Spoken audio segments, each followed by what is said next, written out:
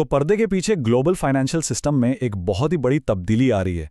चीन बिल्कुल खामोशी से लेकिन ऐसी रफ्तार से सोना खरीद रहा है जिसकी कोई मिसाल नहीं मिलती। और ये कोई मामूली खबर नहीं है, ये एक ऐसा कदम है जो दुनिया की मौशी ताकत का पूरा तवाज़ुन इसको बदल सकता है। तो आइए आज हम उसी राज से पर्दा उठाते हैं कि चीन आखिर इतना सोना, ये खुफिया खजाना जमा क्यों कर रहा है। ज़रा इस अदद पर गौर कीजिए, 225 टन। जी हाँ, सिर्फ 2023 में चीन के सेंट्रल बैंक ने रिकॉर्ड तोड़ 225 टन सोना खरीदा।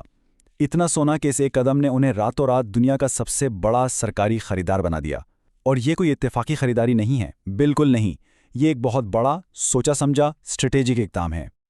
अच्छा, अब यहाँ से कहानी और भी दिलचस्प हो जाती है। देखिए, ऑफिशियल तौर पर चीन कहता है कि उनके पास तकरीबन 2300 टन सोना है, लेकिन जो माहिरीन हैं उनका अंदाज़ा है कि असल तादाद 5000 टन से भी कहीं ज़्यादा हो सकती है, और इस असल फिगर को एक रियासती राज बनाकर रखा गया है।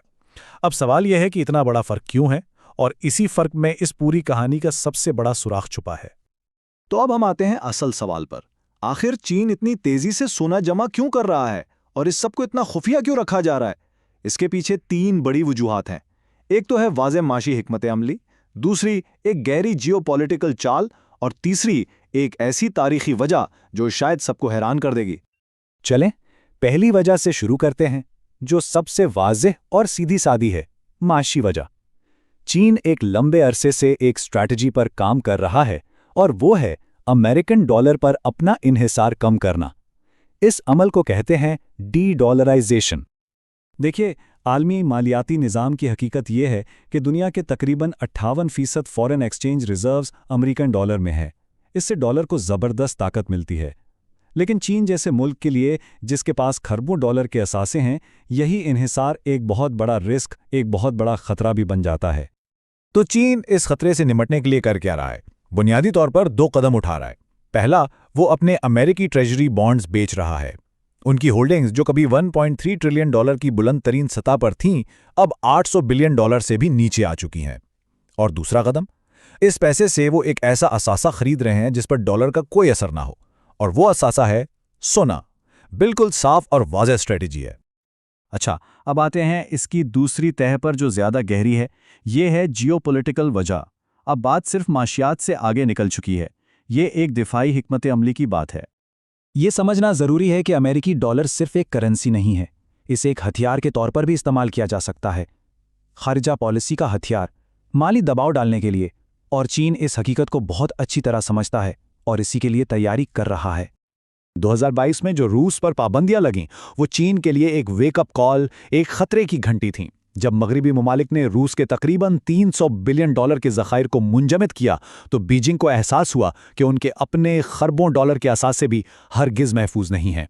उनको समझ आ गया कि अगर कल को ताइवान के मसले पर कोई तनाज़ा होता है तो अमेरिका उनके साथ भी बिल्कुल यही कर सकता है। और बस यहीं पर सोने का किरदार सामने आता है। सोना एक गैर जानिबदार असासा है। इसका ताल्लुक किसी एक मुल्क से नहीं। इसे वॉशिंगटन में बैठकर कोई एक बटन दबाकर मुंजमद नहीं कर सकता। ये मालियाती पाबंदियों के खिलाफ सबसे बड़ी ढाल है, एक ऐसी आखिरी ढाल। ये एक तभी हकीकी असासा है जिस पर मुकम्मल कंट्रोल होता है। लेकिन अब आते हैं असल वजह पर, वो वजह जो इन सब चीज़ों को आपस में जोड़ती है, और ये वजह वाकई चौंका देने वाली है। इसकी जड़ें एक बहुत गहरे तारीखी सदमे में हैं, एक ऐसी रंजिश जो 1 सदी से भी ज़्यादा पुरानी है। बात है 19वीं सदी की। चीन इस वक्त बरतानिया के खिलाफ अफ्यूम की जंगें हार गया। उसके बाद उन्हें ज़िल्लत आमीज़ मुआहदों पर दस्तखत करने पर मजबूर किया गया। अपने बंदरगाह खोलने पड़े, हांगकांग हवाले करना पड़ा। ये वो दौर था जिसे चीन आज ज़िल्लत की सदी के नाम से याद करता है, और इस पूरी ज़िल्लत की बुनियाद पैसे में थी। 1842 में चीन को मजबूर किया गया कि वो बरतानिया को 21 मिलियन औंस चांदी तावान के तौर पर दे। इस एक चीज़ ने उनकी मईशत को तबाह कर दिया और उनसे उनकी माली खुदमुख्तारी छीन ली। अब आइए आज पर। आज वही चीन अपनी मर्जी से हज़ारों टन सोना जमा कर रहा है ताकि वही खुदमुख्तारी वापस हासिल कर सके। ये एक तरह से तारीख का बदला लिया जा रहा है। और ज़िल्लत की सदी का ये सबसे बुनियादी सबक वहाँ हर नस्ल को सिखाया जाता है कि जब कोई कौम अपने पैसे पर कंट्रोल खो देती है تو وہ اپنی قسمت پر بھی کنٹرول کھو دیتی ہے۔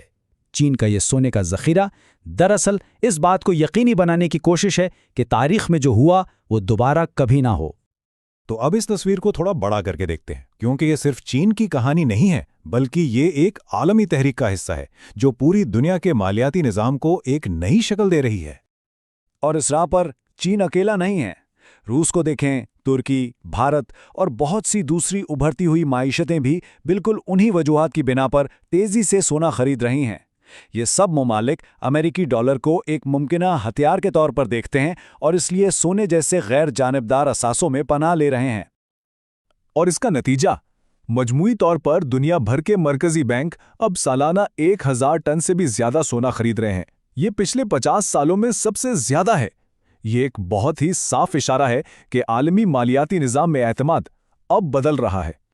تو ساری بات کا خلاصہ یہ ہے کہ چین کا سونے کا یہ ذخیرہ صرف ایک سرمایہ کاری نہیں ہے، یہ معاشی دفاع، جیو پولیٹیکل اسٹریٹجی اور تاریخی حساب برابر کرنے کا ایک طاقتور امتزاج ہے۔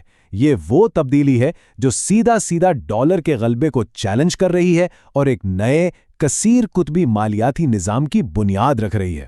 تو سب سے بڑا سوال اب یہ ہے کہ جب یہ تبدیلی مکمل ہوگی تو آنے والی دنیا کیسی دکھے گی؟